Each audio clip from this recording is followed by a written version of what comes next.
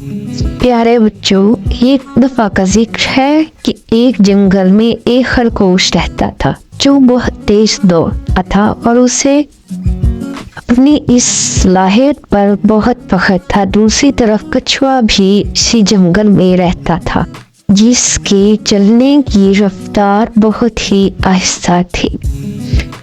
एक दिन खरगोश ने कछुए के साथ दौड़ लगाने की शर्त लगा ली, जो कि कछुए ने फौरन कबूल कर ली।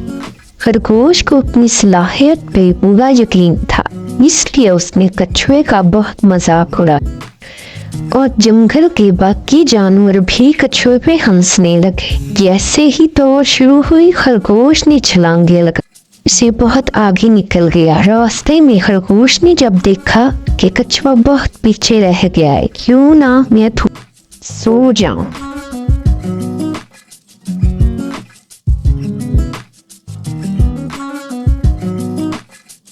कछुआ फिर भी आहिस्ता आहिस्ता चलता रहा और अपनी मंजिल पे पहुंच गया।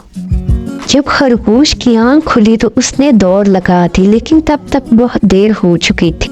इस तरह मगरूर खरगोश को उसके गरूर की सजा मिल जाती है। दूसरे जानवर भी कछुए से अपने रवैये की माफी मांगते हैं और उसे उसकी जीत पे मुबारकबाद देते हैं।